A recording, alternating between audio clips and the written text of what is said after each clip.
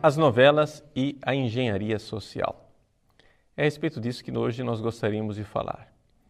Todo mundo suspeita, todo mundo pelo menos suspeitava, que as novelas tinham um grande impacto na nossa sociedade e, sobretudo, que as novelas moldavam a moralidade das nossas famílias. Pois bem, a suspeita já não existe mais, agora é certeza.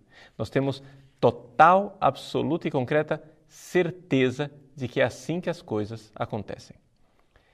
Nós sabemos isso através de um estudo feito por um pesquisador do Banco Interamericano de Desenvolvimento, chama-se Alberto Chong.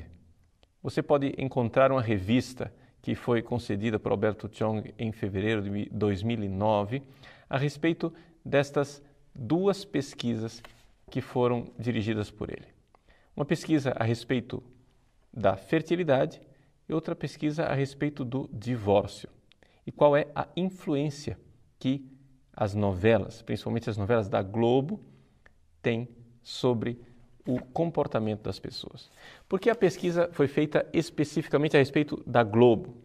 Exatamente porque a Globo ela é aquela que detém o primado hegemônico ao longo de 3 décadas no desenvolvimento de telenovelas no nosso país. É verdade que outras redes de televisão também têm novelas, porém elas têm menos tradição histórica. E no campo da tradição histórica é que nós temos o arco de tempo necessário para medir as variações sociais. Então, o Alberto Chong diz com toda clareza aquilo que é a conclusão dessas suas duas pesquisas. Essas pesquisas podem ser encontradas no nosso site, você pode fazer o download dos textos que estão lá em inglês. O título das duas pesquisas é o seguinte: em junho de 2008 ele publicou Soap Operas and Fertility, Evidence from Brazil. Novelas e fertilidade, evidências do Brasil. E uma outra em janeiro de 2009 chamada Television and Divorce, Evidence from Brazilian Novelas. Televisão e divórcio, uma evidência das novelas brasileiras. Pois bem, nesses dois estudos foi conduzida aqui uma pesquisa realmente científica. Ou seja, eles mapearam ao longo das décadas onde é que o sinal da Rede Globo chegava bem no Brasil. E fizeram então uma análise de municípios onde o sinal da Rede Globo não chegava e municípios onde se recebia bem o sinal da Rede Globo.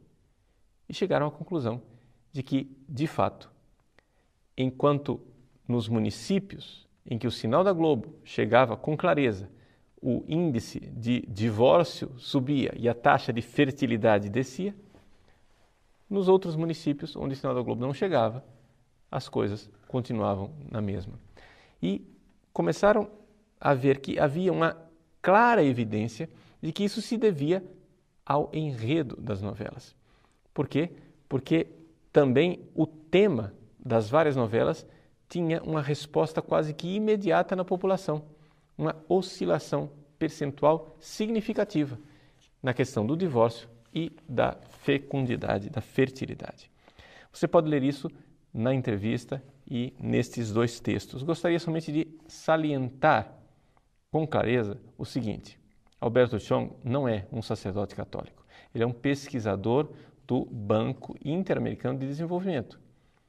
Ele e o seu banco acham isto aqui maravilhoso, ou seja, eles estão apresentando essa pesquisa e dizendo: gente, vejam só, dá certo, que bom, que legal, é isso mesmo, estamos no caminho correto, continuemos a fazer novelas que nós vamos mudar os padrões burgueses, os padrões moralistas, os padrões dessa sociedade arcaica.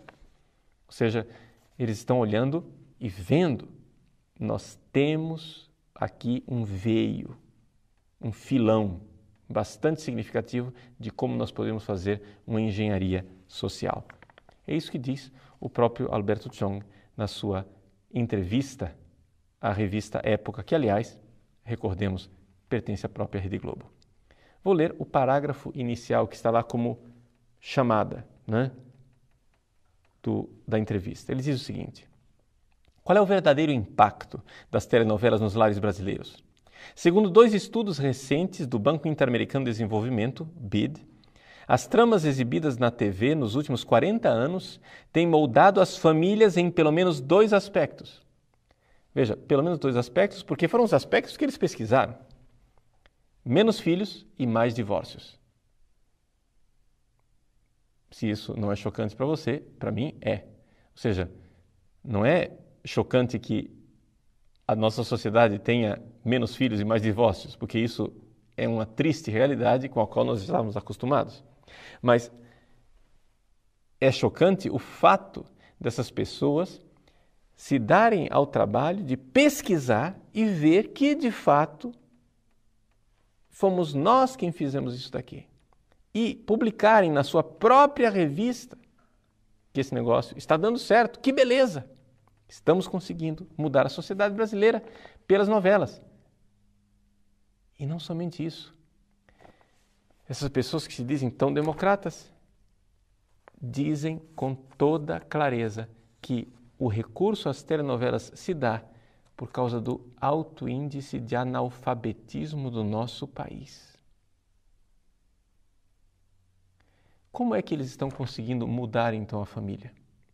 Estão conseguindo mudar a família através de uma realidade: a mudança da mulher.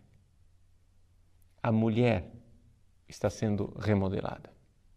A mulher está sendo redesenhada numa engenharia social.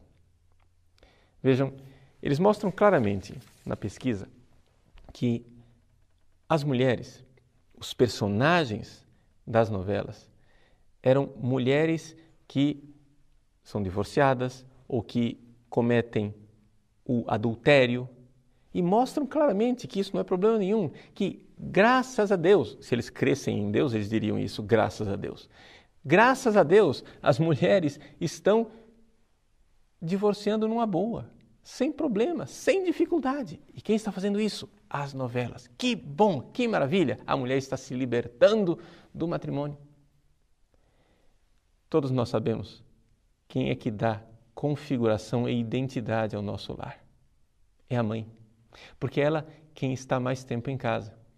Todos nós sabemos quem é que assiste mais novela na nossa casa. São as mães, são as mulheres.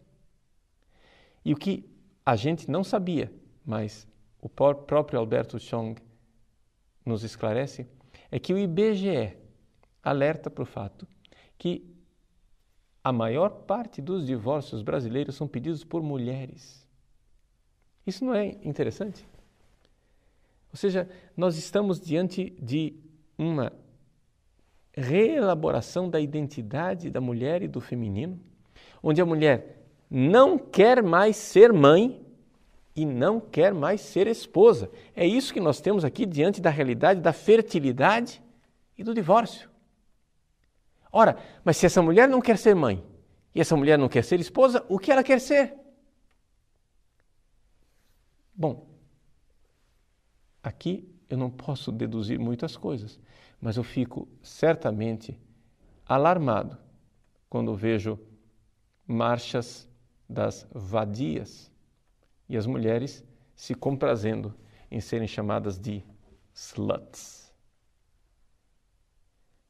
Existe um problema sério numa sociedade onde o devoto sexo feminino, né, uma expressão de um papa, agora se tornou presa da tentação do demônio para trair a sua verdadeira vocação e a vocação que lhe foi dada por Deus.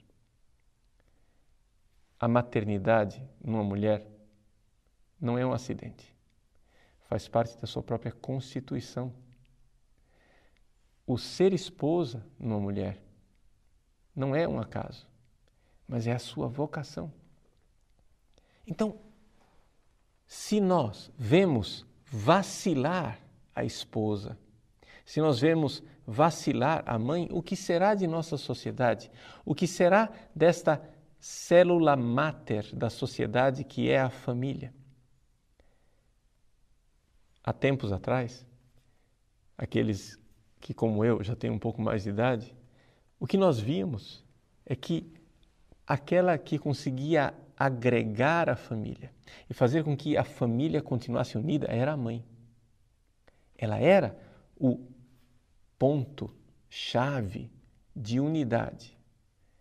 A mãe era aquela que dava a identidade. A mãe era aquela que dava à família o seu espírito.